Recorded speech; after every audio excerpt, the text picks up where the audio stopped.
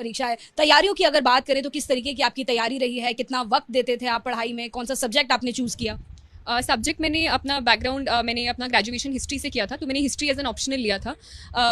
घंटों की बात है या फिर टाइम की बात है तो काफ़ी एक डिमांडिंग एग्जाम तो है, क्योंकि सिलेबस काफ़ी ज़्यादा है, 3 स्टेजेस होते हैं, हर किसी की अलग डिमांड होती है, तो टाइम तो काफ़ी लगता है, पर हर किसी का अपना अपना अलग रहता है। तो कभी मैंने ऐसे घंटे काउंट नहीं करने की कोशिश की, ये कोशिश करती थी कि जब पढ़ रही हूँ तो वो क्वालिटी टाइम हो, कि उसमें टाइम ना वेस्ट हो। तो एक स्ट्रैटेजी बनाना आई थिंक अपने अपने अकॉर्डिंग बहुत इंपॉर्टेंट होता है, जहाँ आप अपने लिए टारगेट सेट करो, एक लिमिट करो मटीरियल को, तो आई थिंक वही हेल्प किया मुझे। आप किस तरीके से टारगेट सेट करती थी, क्योंकि हम जानते हैं कि जो लोग इंटरव्यू देख रहे हैं उसमें से कई सारे एस्पायरेंट्स भी हैं, अनफॉर्चुनेटली उसमें वो भी कई सारे लोग हैं जिन्होंने इस बार एग्जाम दिया था, लाखों लोग हैं जो एग्जाम देते हैं क्लियर नहीं कर पाए थे, तो क्या कुछ वो टिप्स हैं, क्या कुछ वो स्ट्रैटेजीज हैं जो आपके लिए फेवर में काम करी?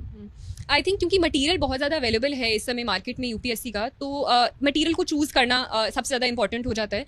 तो apart from the basic books जो कि ऑलरेडी लोगों को पता होती हैं कि इस सब्जेक्ट में, इस सब्जेक्ट में, उसके अलावा मैं सिर्फ अपने नोट्स पर ज़्यादा फोकस करती थी रादर देन कोई बहुत स्पेसिफिक मटेरियल। तो करंट अफेयर्स की भी मैं न्यूज़पेपर में बेस्ड सब्जेक्ट जो आपका वो है सिलेबस है, तो सिलेबस के अकॉर्डिंग जो कीवर्ड्स हैं उसके अंडर में अपने नोट्स बनाती रहती थी और उसको ऐड ऑन करती रहती थी ऑन अ डेली बेसिस अपने। तो वो आई थिंक मेरे को आंसर राइटिंग में काफ़ी हेल्प किया in terms of providing an edge, in terms of a better answer. तो आई थिंक ऑप्शनल में भी, जो कि मेरा हिस्ट्री था और करंट अफेयर्स में, I use my notes, own notes, which I think help.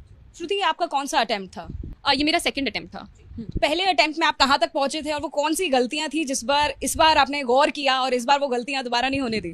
पहले अटेम्प्ट में आई थिंक सबसे बड़ी जो मेरी गलती थी वो फॉर्म फिलिंग में कहीं रह गई थी। एक अनफोर्स एरर की वजह से मेरा जो मीडियम था मीन्स एग्जामिनेशन का, वो इंग्लिश से हिंदी हो गया था, तो मुझे वो अराउंड 7 पेपर्स हिंदी में लिखने पड़े थे 3-3 घंटे के। तो वो एक मेजर इशू था जिसकी वजह से मैं 1 मार्क्स से रह गई थी इंटरव्यू कॉल के लिए, केवल 1 नंबर से रह गए थे?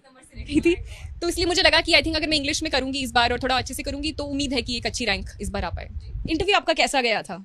इंटरव्यू एक्चुअली मुझे लगा था अच्छा जाएगा, मॉक्स भी अच्छे जा रहे थे, पर मैं इंटरव्यू के बाद इतनी खुश नहीं थी और मेरे कुछ दोस्त और मम्मी पापा आए थे, तो मैं आकर इनफैक्ट रो दी थी इंटरव्यू के बाद। इतना ऐसे क्या सवाल आपसे पूछ लिए गए थे? मुझे लगा था कि थोड़ा फैक्चुअल बेस्ड हो गया था, मुझे थोड़ा कॉन्वर्सेशनल चाहिए था, तो इस मुझे मतलब वो थोड़ा मैं थोड़ा सेल्फ क्रिटिकल भी आई थिंक ज़्यादा हो गई थी और मुझे उम्मीदें शायद ज़्यादा थी।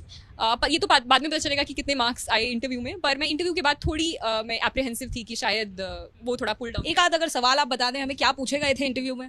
इंटरव्यू में काफ़ी कुछ ऐसे पूछा गया था, हिस्ट्री स्पेसिफिक चीज़ें पूछी गई थी, चंपारण सत्याग्रह, लॉर्ड मेयो का असैसिनेशन के बारे में पूछा गया था। उसके अलावा गवर्नेंस के बारे में क्वेश्चंस पूछे गए थे, मेरे स्कूल के बारे में, सरदार पटेल विद्यालय, उसके बारे में क्वेश्चंस पूछे गए थे।